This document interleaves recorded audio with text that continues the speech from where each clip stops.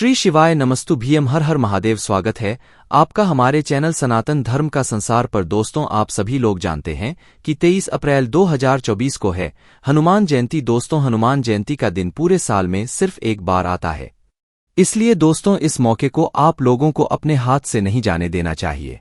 अब आप लोग ये भी कहोगे कि भाई इस दिन में ऐसा क्या खास है, तो दोस्तों आप सभी लोग जानते हो कि भगवान शिव जी को प्रसन्न करने के कुछ बहुत ही बड़े और विशेष दिन होते हैं, जिनमें से एक दिन दोस्तों हनुमान जयंती का भी है। अब वो क्यों है, वो दोस्तों इसीलिए है, ये बात आप सभी लोग पहले से जानते हो कि भगवान शिवजी के 11वें रुद्र अवतार ही है हनुमान जी, जिनकी जयंती कब है 23 अप्रैल को। दोस्तों दरअसल इस जयंती को हनुमान जयंती नहीं कहा जाता है, इसको कहा जाता है हनुमान प्राकट उत्सव, जिस दिन हनुमान जी प्रकट हुए थे। अब दोस्तों इस दिन आप लोगों को आखिर ऐसा क्या करना चाहिए जिससे हनुमान जी भी प्रसन्न हो, मतलब भगवान शिव जी के 11वें रुद्र अवतार भी प्रसन्न हो और स्वयं भगवान शिव जी भी प्रसन्न हो जाए। तो दोस्तों इस वीडियो में हम आप लोगों को वो उपाय बताएंगे आपको इस हनुमान जयंती के दिन करना है, और जिस उपाय को करने के बाद भगवान शिव जी भी प्रसन्न होंगे और हनुमान जी भी प्रसन्न होंगे। जिस उपाय को करने से दोस्तों आपकी जो भी मनोकामना होगी वो भी पूर्ण होगी, जो भी दुख और परेशानी होगी वो भी दूर होगी। इस बार की जो हनुमान जयंती है वो बहुत ही ज्यादा खास है, क्योंकि इस बार की हनुमान जयंती मंगलवार के दिन ही पड़ रही है, और मंगलवार का दिन स्वयं हनुमान जी का ही होता है। इसलिए दोस्तों ये दिन बहुत ही बड़ा और विशेष है। इस दिन को आप लोगों को अपने हाथ से बिल्कुल भी नहीं देना चाहिए। तो चलिए दोस्तों हम लोग जानते हैं कि आपको इस हनुमान जयंती के दिन कैसे हनुमान जी को प्रसन्न करना है और अपने काम में सफलता पाना है या अपनी मनोकामना पूर्ण करवाना है। साथ ही में इस हनुमान जयंती के दिन आपको भगवान शिव जी को कैसे प्रसन्न करना है, तो उपाय जो है वो हम आपको बताएंगे। पर उससे पहले हनुमान जयंती से जुड़ी हुई कुछ ऐसी बातें हम आपको बता देते हैं जो कि हर व्यक्ति को, जो कि भगवान में विश्वास करता है, भगवान हनुमान जी को मानता है, भगवान शिव जी को मानता है, उसको जरूर सुननी चाहिए। देखिए, सबसे पहली चीज, हनुमान जयंती के दिन, ये प्राकट उत्सव के दिन आप लोगों को क्या करना है, हनुमान जी की भक्ति आराधना करना है। हनुमान जी की भक्ति आराधना करने के लिए सबसे पहली चीज आपके मन में यही आएगी कि हनुमान चालीसा है ना, क्योंकि हनुमान चालीसा में ऐसे ऐसे शब्द होते हैं जिन शब्दों से हनुमान जी हमसे प्रसन्न होते हैं। भले ही वो शब्द हमें समझ ना आते हो, पर उन शब्दों से भगवान हनुमान जी प्रसन्न हो जाते हैं। तो इसीलिए दोस्तों जो भी यह वीडियो देख रहा हो वो हनुमान जयंती के दिन सुबह सुबह जल्दी स्नान करके हनुमान जी की भक्ति में लग जाना। जी की भक्ति में कैसे लगोगे, अपने ही घर के पूजा मंदिर में जहां पर आपके घर में भगवान जी विराजित हैं वहां पर आना। वहां पर आने के बाद सबसे पहले आप हनुमान जी की कोई एक तस्वीर, मूर्ति जो भी हो वो आप अपने सामने रखना। उसके बाद में इस मूर्ति की जो है आप लोग पहले पूजन करना। पूजन करने के बाद जो है आप लोग अपने आसन लगाकर जो है हनुमान चालीसा का पाठ करना। देखो, वैसे हनुमान चालीसा के आप बहुत सारे लोग प्रश्न करेंगे कि कितने पाठ हमें हनुमान जयंती के दिन करना चाहिए। तो देखो, हम यहां पर आपसे बस इतना ही कहेंगे कि आपकी जितनी क्षमता उतने हनुमान चालीसा के पाठ कीजिए। पर जो भी हनुमान चालीसा का पाठ कर रहे हैं वो सही तरीके से कीजिएगा, इस बात का आप लोग ध्यान रखिएगा। वैसे अगर आप लोग पूछे तो हम आपसे यही कहेंगे कि 11 हनुमान चालीसा के पाठ भी आप लोग कर सकते हैं।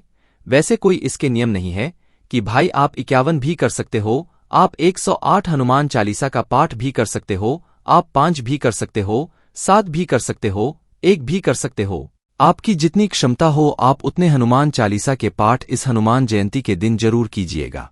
इससे होगा क्या, भगवान हनुमान जी बल प्रदान करेंगे, आपको शक्ति प्रदान करेंगे, और आपकी जो भी जीवन में दुख और परेशानी आ रही होंगी ना, वो अपने आप ही दूर हो जाएंगी इस हनुमान चालीसा के पाठ से। क्योंकि इस हनुमान चालीसा में ऐसे ऐसे शब्द होते हैं जो भले ही आपको समझना है पर वह हनुमान जी समझ जाते हैं और आपके जीवन से दुख और परेशानियों को अपने आप दूर भी कर देते हैं। तो दोस्तों ये बात आप लोग समझ गए। हनुमान जयंती के दिन आपको हनुमान चालीसा का पाठ जरूर करना है, क्योंकि यही एक वो चीज है जो कि हनुमान जयंती के दिन अगर आप लोग कर लेते हो ना, या हनुमान प्राकट उत्सव के दिन आप लोग कर लेते, तो आपके जीवन से दुख और परेशानी जानी ही जानी है।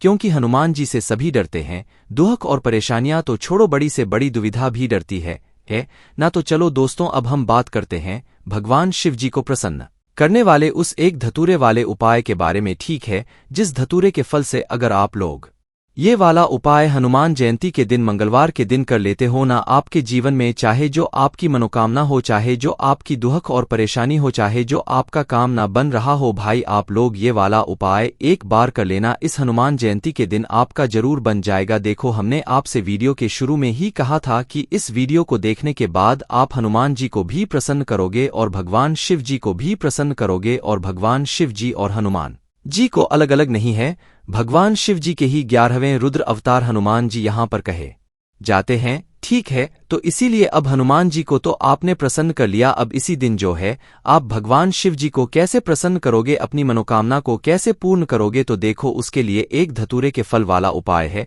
जो कि हम आपको इस वीडियो में समझाते हैं। तो देखो, सीधी सी बात है, एक धतूरे फल वाला उपाय है, तो सीधी सी बात, एक बात तो आपको समझ आ रही होगी कि इस उपाय में हमें एक धतूरे की आवश्यकता पड़ेगी। धतूरा आप सभी लोग जानते हो कि बहुत जहरीला होता है और ये शिव जी पर चढ़ता है, वो धतूरा होता है जिसके गोलमगोल में कांटे लगे हुए होते हैं ना। तो आपको मात्र एक धतूरा लेकर आना है। किस दिन? हनुमान जयंती के दिन, वो भी सुबह सुबह प्रातःकाल। ये वाला उपाय सुबह सुबह होगा और इस वाले उपाय को घर में से जो एक बड़ी माता बहन होगी वह माता बहन कर सकती है, जिससे कि उसके पूरे घर परिवार को इस उपाय को करने का फल मिल सकता है।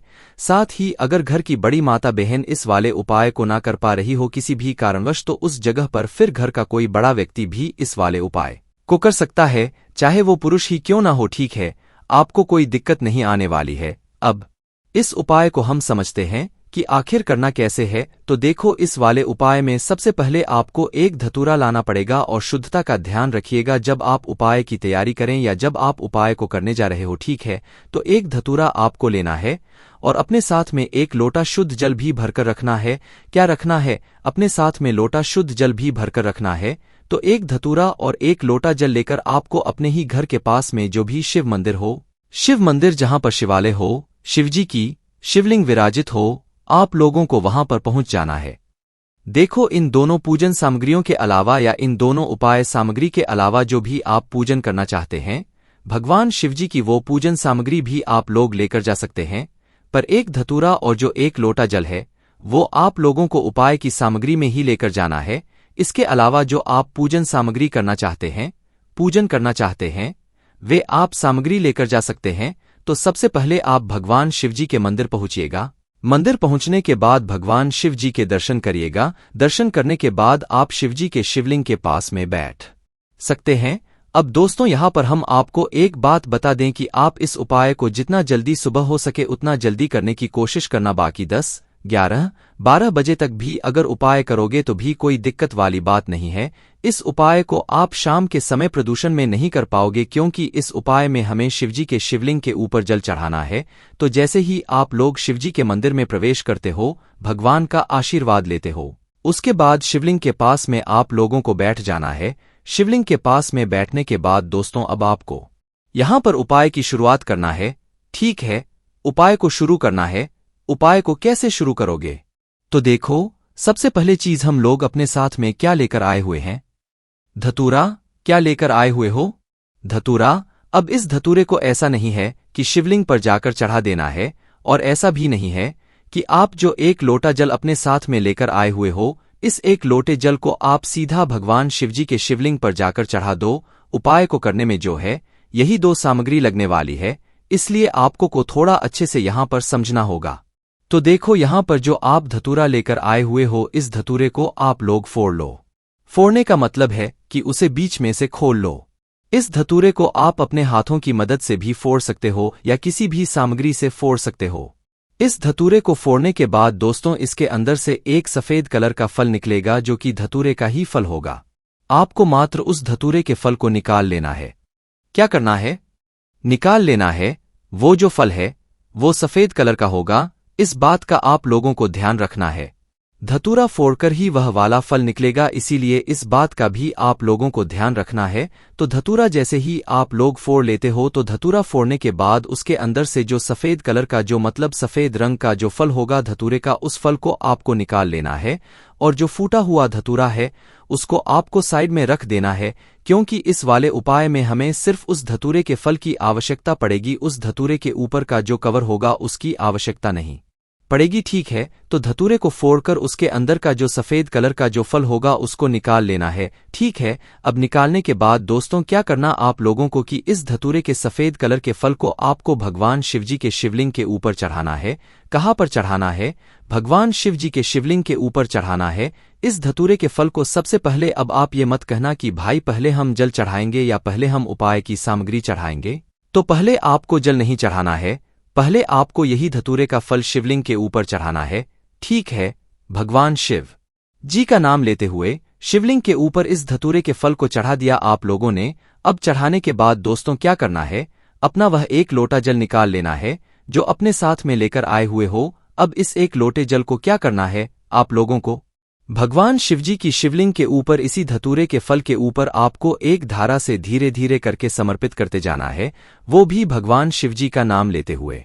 समझ गए आप लोग कैसे करना है कि वह धतूरे का फल पहले शिवलिंग पर चढ़ाना है, फिर उसी धतूरे के फल के ऊपर आपको अपना वह एक लोटा जल धीरे धीरे करके एक धरा से शिवजी के शिवलिंग के ऊपर शिवजी का नाम लेते हुए चढ़ाते जाना है।